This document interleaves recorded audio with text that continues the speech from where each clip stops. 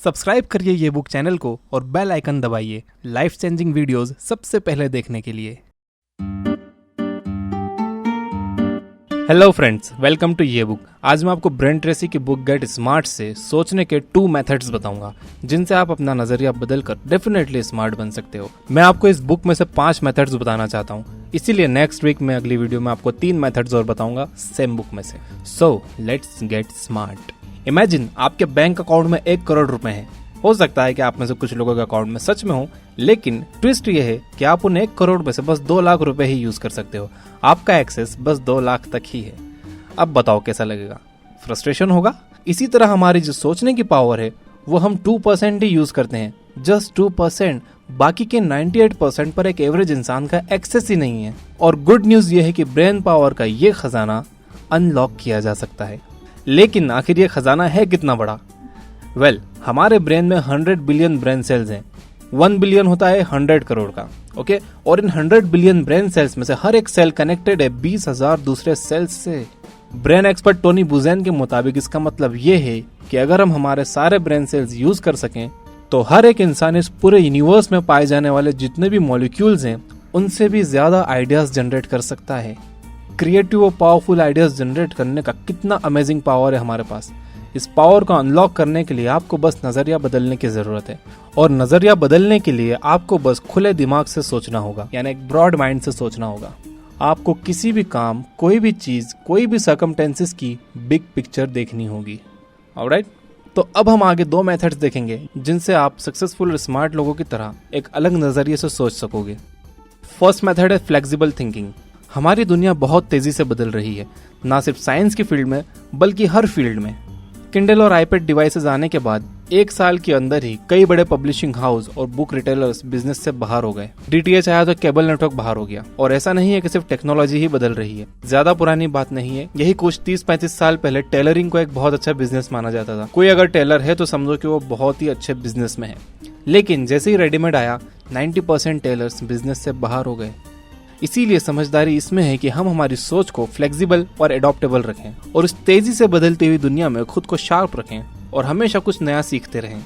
Nobel prize winner economist Gary Becker के मुताबिक America में जो टॉप अर्नर्स हैं उनमें से 20% लोगों की सैलरी हर साल करीब 11% इंक्रीज होती है। बाकी की 80% की जस्ट 3% इंक्रीज होती है। ऐसा क्यों होता है? गैरी बेकर दोनों में डिफरेंस बताते हैं कि जो टॉप 20% लोग हैं वो कॉन्स्टेंटली कुछ नया सीखते रहते हैं, खुद को एजुकेट करते रहते हैं। और बाकी के जो 80% हैं वो कुछ भी नया नहीं सीखते, वो अपने पुराने मेथड्स पर ही चलते हैं। तो फ्री टाइम में आराम करके स्ट्रेस कम करना बुरा तो नहीं है, लेकिन वो फ्री टाइम पूरी तरह से आराम करने में ही नहीं निकाल देना चाहिए। रीडिंग और लर्निंग भी बहुत अच्छे तरीके हैं स्ट्रेस कम करने के, ओके। सेकेंड मेथड है क्रिएटिव थिंकिंग। अगर आप खाना बनाना जानते हो तो आपको पता होगा कि जब फर्स्ट टाइम आपने खाना बनाने की कोशिश की थी तो कितना गंदा बना था। लेकिन चूंकि आप एक अच्छे कुक हो और अच्छे कुक की निशानी है कि वो अपनी गलतियों से सीखता है, तो वो बार बार कोशिश करता है और एट लास्ट वो अपनी नई फेवरेट डिश बना ही लेता है। क्रिएटिव थिंकिंग भी इसी तरह काम करती है। आपको रिस्क लेना होते हैं, गलतियां करनी होती हैं और उन गलतियों से सीखना होता है और एक क्रिएटिव रास्ता ढूंढना होता है इम्प्रूवमेंट का। क्रिएटिव थिंकर्स दुनिया पर राज करते हैं। वो अपने गोल्स पूरे करने के लिए कंटिन्यूली तेज, आसान और बेटर रास्ते ढूंढते ही रहते हैं।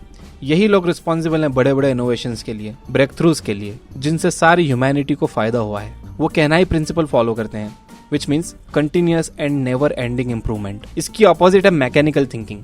मैकेनिकल थिंकिंग की जड़ है डर में, फेलियर का डर, मिस्टेक्स करने का डर, पैसा और टाइम गंवाने का डर, क्रिटिसिज्म का डर। इसकी वजह से मैकेनिकल थिंकर्स पुराने आइडियाज और मेथड्स में अटके हुए रहते हैं। नेचुरली ये लोग सक्सेसफुल नहीं होते क्योंकि ये लोग अपने कंफर्ट जोन से बाहर आकर चेंजेस ही नहीं करना चाहते।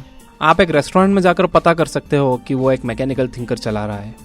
फर्स्ट तो ये कि ऐसे रेस्टोरेंट में आपको सालों पुरानी एक डल मेनू मिलेगी जिसमें कभी भी कोई चेंजेस नहीं होते, कोई नई डिश ऐड नहीं होती। और सेकेंड ये कि इसी की वजह से वहाँ ज्यादा कस्टमर्स भी नहीं आते। दूसरी तरफ जो क्रिएटिव थिंकर्स होते हैं वो कॉन्स्टेंटली इम्प्रूवमेंट के लिए मेहनत करते रहते हैं। ये लोग ट्रेंड सेट करते हैं, ये अपने कंपटीशन से हमेशा आगे होते हैं। अगर एक क्रिएटिव थिंकर एक रेस्टोरेंट चला रहा है तो वहाँ के मेनू में आपको हमेशा कुछ ना कुछ नया मिलेगा, जिससे वहाँ का शेफ भी इंस्पायर होता है नया करने के लिए। वो रेस्टोरेंट भी कस्टमर्स से भरा रहता है। अगर आपको क्रिएटिव थिंकर बनना है तो ये 3 हैबिट्स डेवलप करिए। Number 1, be clear. Clear goal set करो और हमेशा फ्लेक्सिबल रहो उन गोल्स को अचीव करने के लिए, रास्ते ढूंढने के लिए।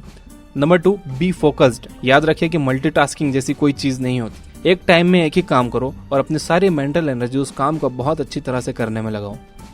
Number 3, concentrate. अपना फ़ोन दूर रख दो, सोशल नेटवर्क्स पर टाइम वेस्ट मत करो, कंसंट्रेट करो अपने उस एक काम पर। तो मैंने आपको ये 2 मेथड्स ऑफ थिंकिंग बताए हैं स्मार्ट बनने के लिए। इन्हें आप फॉलो करो और अपने माइंड को एक्टिव, फ्लेक्सिबल और क्रिएटिव बनाओ। बाकी के और प्रिंसिपल्स मैं आपको नेक्स्ट वीडियो में बताऊंगा। काफ़ी दिनों से मैंने कोई वीडियो अपलोड नहीं किया था, इसलिए मैंने क्विकली एक ये वीडियो डाला है। आई होप कि ये आपको पसंद आएगा। तो वीडियो पसंद आया हो तो लाइक करिए, सब्सक्राइब करिए ऐसे ही और वीडियोस के लिए। एंड ऑलवेज रिमेंबर, हिंद देश के निवासी सभी जन एक हैं। हमेशा एक दूसरे से प्यार करिए, क्योंकि नफरत करने के लिए ज़िंदगी बहुत छोटी है। जय हिंद।